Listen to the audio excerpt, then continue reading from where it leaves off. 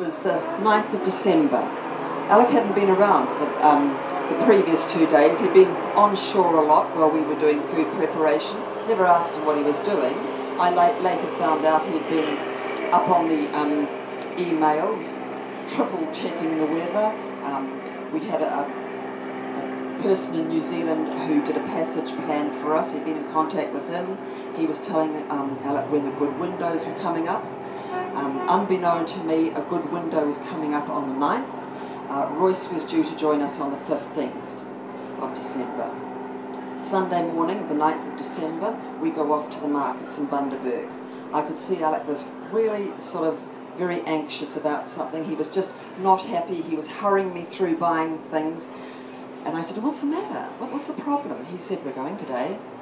I said, "What?" He said, "Yep, we're going this afternoon." I said, "What about Royce?" He said, "No, we can do it." He said, "We'll be fine." I said, "No, Richard advises we've got to take Royce." He said, "Look, we can do it." He said, "I've been checking the weather." I tell you, I was terrified. I was absolutely terrified. So straight back to the boat, took a seasick tablet to calm myself down. But in a way, it actually worked out to be the best thing. We cleared customs and we sailed out that afternoon out of Bundy Harbour. I felt okay. I had the mainland behind me and I had Fraser in front of me. I could still see land, so that was pretty good. And the winds weren't too strong. That night, we round the top of Fraser. Great. Lights of the mainland in the distance, and there are the lights on Fraser all around us, a bit of shipping, so there were people around, so that was good. I did my watch, went down to the bunk, came up in the morning. Great. Fraser was still there. Land was still in sight. This is really cool.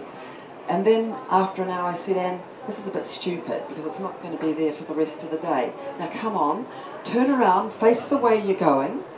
Lord Howe is just across the horizon." I didn't think about it being 400 odd miles away. I just kept telling myself it's across the horizon. I said to Alec, "I think we better send Richard an email and tell him where we are so he doesn't get worried."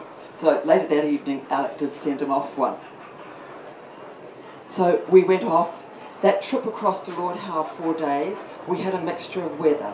It was kind to us to start with. It even got to the stage where there was no wind at all, and a couple of us were able to hop off and have a swim, which was absolutely gorgeous. So I thought, if this is cruising, this is really easy. Getting a little bit closer into Lord Howe, there was a front coming through, but that was okay. I was quite convinced we'd make it in time.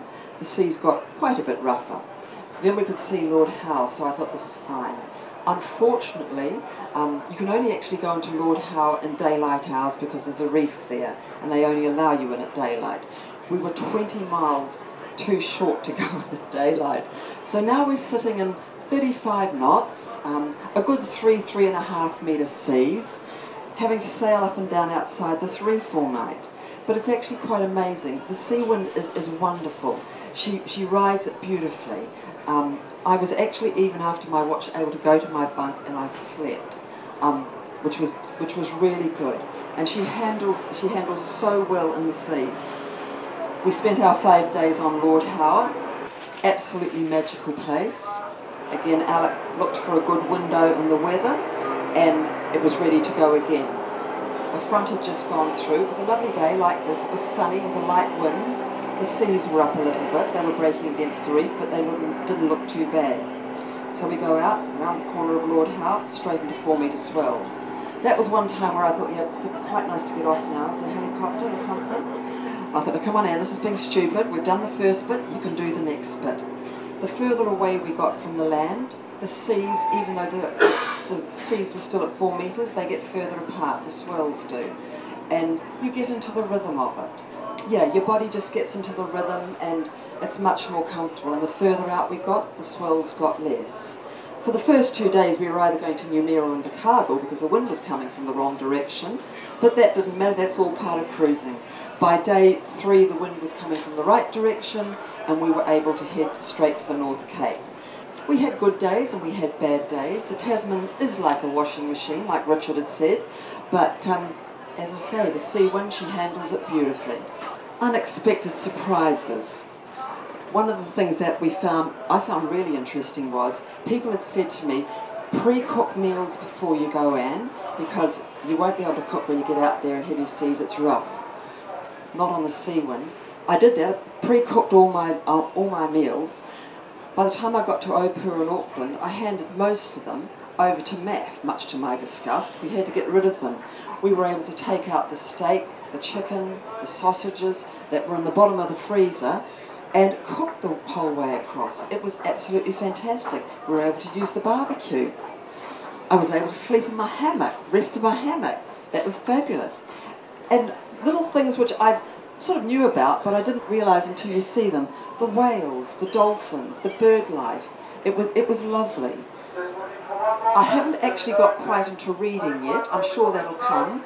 I found I kept myself busy when I wasn't on watch and wasn't sleeping. I enjoyed cooking or just watching what was going on and relaxing that way. Okay, seasickness. Now to date I have been very blessed not to succumb to this, but that is not to say that some time in the future I won't be affected. In fact, they say actually about 90% of people who go to sea will be affected at some time or another. Alec is in that 10% who doesn't, which is really annoying. It is really worth considering an active program of prevention. I'm absolutely sure that the big positive for me here was actually the motion of the Seawind. She just didn't have that motion, that leaning to the side and things like that, where I would feel seasick. She's very open, she's very light and airy, fabulous ventilation. You can always have something open all the time somewhere on the boat, be it the windows that remove at the back or the doors open. She's a lovely dry boat, so I was able to sit out the back and things like that, you know, when it was a little bit rough. I'm quite sure if I asked each one of you here, you'd all give me a different remedy for seasickness. We all have our own. I do advise you to carry some tablets. Try them before you go, because some of them have some horrible effects and can make you very drowsy. I wouldn't let Alec have anything, because I didn't want him drowsy at any time. He, as I say, he didn't suffer, so that was all right. Storage. The Seawind is absolutely awesome for this. Fantastic nooks and crannies everywhere. This one here is actually under the main bathroom. I call it a bathroom. It's not a head. It's wonderful. There's so much room in it. But under the flooring there, we've been able to fit this huge box. I keep all my tin food there. I just write on the top of it what's in each tin, so I can just pull it out. This is actually under our cabin floor. Those 7-litre boxes on their sides, I can fit in, I think I've got 6 in each. There's 2 of those little spaces. I've got 6 in each. What we've actually done is we've each got a notebook, and we've written down where we put things, which is really quite handy because it also saves you doubling, tripling, quadrupling up on things.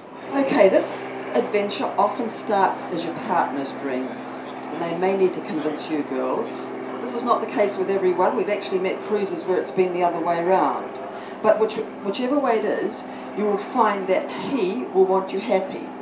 Therefore, don't be afraid to ask all those questions when you go aboard the boat. Don't be afraid. Ask them all. Doesn't matter how daft they seem.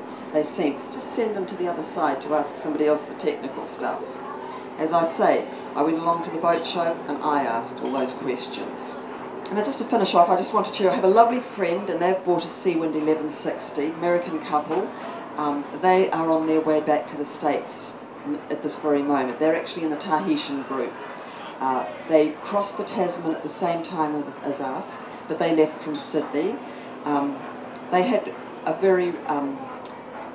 very strong winds, 40 knots plus to 45, and big seas. And when we got to the Bay of Islands, they were just absolutely wrapped. They said she just handled beautifully. They were so happy. Like me, she had cooked the whole way across in those conditions. As they were sailing out of the Bay of Islands in New Zealand to head for Tahiti, she said to me, her parting words were, "Anne," she said, "every boat needs a captain. Let him wear that cap, but make it clear that your boat is carrying the Admiral. That's you." If you choose a Seawind, if you haven't already got one, I can assure you, you will not be disappointed. She is so easy to live on. She's a lovely boat, and you'd just be very, very happy with her, I can really assure you. So enjoy your adventures. Thank you very much.